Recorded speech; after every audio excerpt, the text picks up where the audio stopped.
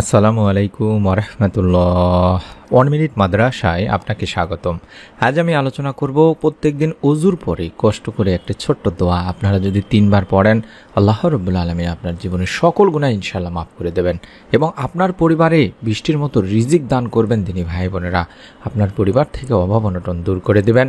যদি ঋণে থাকেন তাহলে ঋণ মুক্তির কোনো না কোনো একটা ব্যবস্থা আল্লাহ রাব্বুল আলামিনের পক্ষ থেকে আপনার পরিবারে আসবেই ইনশাআল্লাহ। এই আমলটি আমরা প্রতিদিন যখনই অজু করব, অজু করার পরে অবশ্যই করব। এই উদ্দেশ্যে ভিডিওটি আপনারা বা এই নিয়তে ভিডিওটি আপনারা সম্পূর্ণ দেখতে থাকুন, যাতে করে এই নিয়তের ওসিলায় আল্লাহ রাব্বুল আলামিন আপনাকে একটি সওয়াব দান করতে থাকেন। নামাজ, কোরআন তেলাওয়াতের জন্য অজু করা গুরুত্বপূর্ণ। এছাড়াও সবসময় অজু অবস্থায় থাকার বিশেষ ফজিলত রয়েছে। বিভিন্ন হাদিসে আল্লাহর রাসূল সাল্লাল্লাহু আলাইহি ওয়াসাল্লাম অজুর ফজিলত বর্ণনা করেছেন। অজুর মাধ্যমে গুনাহ মাফ হয় বলেও জানিয়েছেন নবী করিম সাল্লাল্লাহু আলাইহি ওয়াসাল্লাম। সুবহানাল্লাহ, সহজ একটি কাজ শুধুমাত্র অজু করা, এর মাধ্যমেও গুনাহ মাফ হয়। সুবহানাল্লাহ সুবহানাল্লাহ।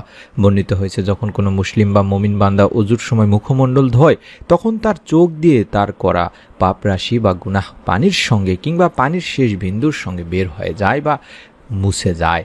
আর যখন সে তার 2 হাত ধৌত করে, তখন তার হাত দিয়ে করা গুনাহগুলো পানির সঙ্গে বা পানির শেষ ফোঁটার সঙ্গে ঝরে যায়। এরপর সে যখন তার পা দুটি ধৌত করে, তখন তার পা অর্থাৎ 2 পা দিয়ে যত গুনাহ করেছে সব গুনাহ পানির সঙ্গে বা পানির শেষ বিন্দুর সঙ্গে বেরিয়ে যায় বা মুছে যায়। এমনকি সে তার যাবতীয় সগীরা গুনাহ থেকে মুক্ত ও পরিষ্কার পরিচ্ছন্ন হয়ে যায়। সহিহ মুসলিম শরীফের সহিহ একটি হাদিস। সুবহানাল্লাহ সুবহানাল্লাহ সুবহানাল্লাহ। অজুর ফজিলত সম্পর্কে রাসূলুল্লাহ সাল্লাল্লাহু আলাইহি ওয়াসাল্লাম বলেছেন, আমি কি তোমাদের এমন কাজ সম্পর্কে জানাবো না যা করলে আল্লাহ তার বান্দার পাপ রাশি দূর করে দেন এবং মর্যাদা বৃদ্ধি করেন? লোকেরা বলল, হে আল্লাহ রাসূল সাল্লাল্লাহু আলাইহি ওয়াসাল্লাম, অবশ্যই আপনি তা বলুন। তখন তিনি বললেন, অসুবিধা ও কষ্ট থাকা সত্ত্বেও পরিপূর্ণভাবে অজু করা, প্রত্যেক দিন 5 বার, এক নামাজ আদায়ের পর পরবর্তী ওয়াক্তের নামাজ পড়ার জন্য অপেক্ষায় থাকা। আর এগুলোই হলো সীমান্ত পহরা, অর্থাৎ আল্লাহর আনুগত্যের গণ্ডিত্যের মধ্যে নিজেকে আবদ্ধ রাখা। সহিহ মুসলিম শরীফের সহিহ একটি হাদিস। অপর এক হাদিসে আল্লাহ রাসূল সাল্লাল্লাহু আলাইহি ওয়াসাল্লাম বলেছেন, যে ব্যক্তি আমার এই অজুর মতো করে সুন্দর করে অজু করে 2 রাকাত তাহিয়াতুল ওযুর নামাজ আদায় করবে, এর মধ্যে কোনো চিন্তা মনে আনবে না, আল্লাহ তার আগে হয়ে যাওয়া সব সগীরা গুনাহ ক্ষমা করে দেবেন। সহিহ বুখারী শরীফের সহিহ একটি হাদিস। সুবহানাল্লাহ সুবহানাল্লাহ। যদি সম্ভব হয় তাহলে আপনারা অজু যখনই করবেন, অজুর জন্য যে 2 রাকাত নামাজ আছে, শুধুমাত্র এই 2 রাকাত নামাজ আদায় করবেন। আল্লাহ তাআলা আপনার জীবনের সমস্ত গুনাহ ইনশাআল্লাহ মাফ করে দেবেন। অজুর পরে একটি ছোট্ট দোয়া আমরা একবার পাঠ করব তিনি ভাই বোনেরা, অর্থাৎ অজু সমাপ্ত করার পর এই দোয়া বা কালেমে শাহাদাতটি পড়া হলো মুস্তাহাব। উচ্চারণটা আমি বাংলা দেখায় দিচ্ছি যাতে করে আমার সকল দিনী ভাই বোনেরা করতে পারেন। আশহাদু আল্লা ইলাহা ইল্লাল্লাহু ওয়াহদাহু লা শারীকা লাহু ওয়া আশহাদু আন্না মুহাম্মাদান আবদুহু ওয়া রাসূল। এটি অন্তত একবার অজু শেষ করার পরে পড়বেন। এর অর্থই হচ্ছে, আমি সাক্ষ্য দিচ্ছি যে আল্লাহ ছাড়া সত্য কোনো উপাস্য নেই, তিনি একক, তার কোনো শরীক নেই। আমি আরও সাক্ষ্য দিচ্ছি যে হযরত মুহাম্মদ সাল্লাল্লাহু আলাইহি সাল্লাম আল্লাহর বান্দা ও তার রাসূল। এর উপকারিতা হিসেবে বলা হয়েছে, অজু শেষে যদি কেউ এই দোয়া পাঠ করে বা পাঠকারীর জন্য জান্নাতের 8টি দরজায় আল্লাহ তাআলা খুলে দেন। যে দরজা দিয়ে ইচ্ছা সে জান্নাতে প্রবেশ করতে পারবে। সহিহ মুসলিম শরীফের সহিহ একটি হাদিস। সুবহানাল্লাহ সুবহানাল্লাহ। তাই আমরা অবশ্যই আমি কালামে শাহাদাতটি আবারও দেখাচ্ছি। এটি ওযু শেষ করার পরে একবার পাঠ করব।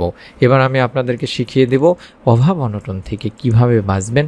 ওযুর পরে যদি এই দোয়াটি 3 বার পাঠ করেন তাহলে ইনশাআল্লাহ আল্লাহ তাআলা আপনার পরিবার সংসার থেকে অভাব অনটন দূর করে দেবেন। আর সেই দোয়াটি হচ্ছে, আল্লাহুম্মা ইন্নী আসআলুকাল হুদা ওয়াত তুকা ওয়াল আফাফা ওয়াল গিনা। আল্লাহুম্মা ইন্নী আসআলুকাল হুদা ওয়াত তুকা ওয়াল আফাফা ওয়াল গিনা। আল্লাহুম্মা ইন্নী আসআলুকাল হুদা ওয়াত তুকা ওয়াল আফাফা ওয়াল গিনা। আপনারা দোয়াটির স্ক্রিনশট নিতে পারেন অথবা মোবাইলে দেখেও পড়তে পারবেন, কোনো সমস্যা নেই ইনশাআল্লাহ। এই দোয়াটিতে আমরা বলছি, হে আল্লাহ, আমি আপনার কাছে হেদায়েত কামনা করি এবং আপনার ভয় তথা পরহেজগারি কামনা করি এবং আপনার কাছে সুস্থতা তথা নৈতিক পবিত্রতা কামনা করি এবং সম্পদ তথা সামর্থ্য কামনা করি। সহিহ মুসলিম শরীফের সহিহ একটি হাদিস।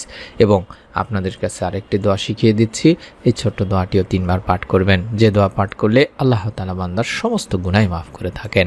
রব্বি ইন্নী যালামতু নাফসি ফাগফিরলি, রব্বি ইন্নী যালামতু নাফসি ফাগফিরলি, রব্বি ইন্নী যালামতু নাফসি ফাগফিরলি। এটিও আপনারা দেখে দেখে পড়তে পারবেন, কোনো সমস্যা নেই ইনশাআল্লাহ। হে আল্লাহ, হে আমার রব, নিশ্চয়ই আমি আমার নফসের প্রতি জুলুম করেছি, সুতরাং আপনি আমাকে ক্ষমা করে দিন।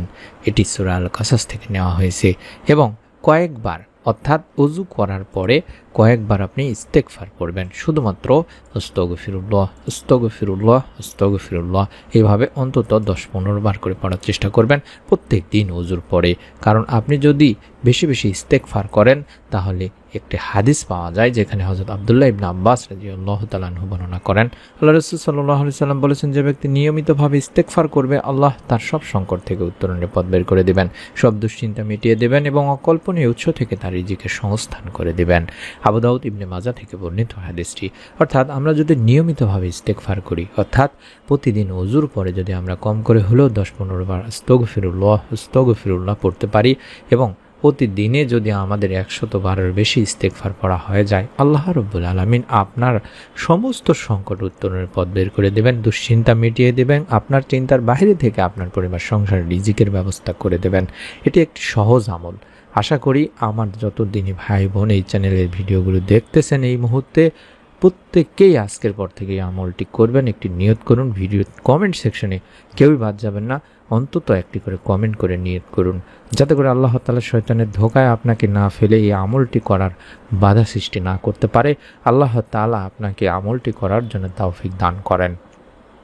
আমরা ওযু করার পরে প্রথম কাজ থাকবে, ওযু শেষ করার পরে অবশ্যই কালেমা শাহাদাত যেটি দেখাচ্ছি, আশহাদু আল্লা ইলাহা ইল্লাল্লাহু ওয়াহদাহু লা শারীকা লাহু ওয়া আশহাদু আন্না মুহাম্মাদান আবদুহু ওয়া রাসূলুহু, এটি একবার পাঠ করব এবং আমাদের পরিবার সংসার থেকে যাতে অভাব অনটন দূর হয়ে যায়, রিজিকে বরকত আসে, তার জন্য আল্লাহুম্মা ইন্নী আসআলুকাল হুদা ওয়াত তুকা ওয়াল আফাফা ওয়াল গিনা, আল্লাহুম্মা ইন্নী আসআলুকাল হুদা ওয়াত তুকা ওয়াল আফাফা ওয়াল গিনা, এটি আমরা 3 বার পাঠ করব। এবং আরেকটি দোয়া যেটি দেখাচ্ছি, রব্বি ইন্নী যালামতু নাফসি ফাগফিরলি, রব্বি ইন্নী যালামতু নাফসি ফাগফিরলি, রব্বি ইন্নী যালামতু নাফসি ফাগফিরলি, এটি আমরা 3 বার পাঠ করব। এটি হলো কোরআনুল কারীম থেকে নেওয়া একটি দোয়া, যার মাধ্যমে আল্লাহ তাআলা বান্দার গুনাহ মাফ করে থাকেন এবং আমরা অন্তত 15-20 বার আস্তাগফিরুল্লাহ আস্তাগফিরুল্লাহ আস্তাগফিরুল্লাহ আস্তাগফিরুল্লাহ এটি পাঠ করব। এই আমলগুলো আপনারা প্রত্যেকেই করবেন। প্রত্যেকেই ভিডিওটিতে একটি করে কমেন্ট করে নিয়ত করে ফেলুন লাইক দেওয়ার মাধ্যমে। আপনাদের কাছে অনুরোধ করব আমাদের দ্বিতীয় চ্যানেলগুলোর ভিডিওগুলো দেখার জন্য। আশা করি সেই চ্যানেলের ভিডিওগুলো দেখেও আপনারা অনেক উপকৃত হবেন। ইউটিউবে সার্চ করলে চ্যানেলগুলোর নাম লিখে ইনশাল্লাহ পেয়ে যাবেন। এই চ্যানেলের প্রত্যেকটি ভিডিও আপনি আপনার মোবাইলেই পেয়ে যাবেন। তার জন্য অবশ্যই চ্যানেলটি সাবস্ক্রাইব করে বেল বাটনটি অন করে রেখে দিন। আল্লাহ রাব্বুল আলামিনের কাছে আমরা দোয়া করি, যারা এই আমলগুলো করবেন, নিয়ত করেছেন, আল্লাহ তাআলা তাদের মনের নেক আশা পূরণ করুন, দুনিয়া আখিরাতের উত্তম প্রতিদান দান করুন। আমিন। আসসালামু আলাইকুম ওয়া রাহমাতুল্লাহি ওয়া বারাকাতুহু।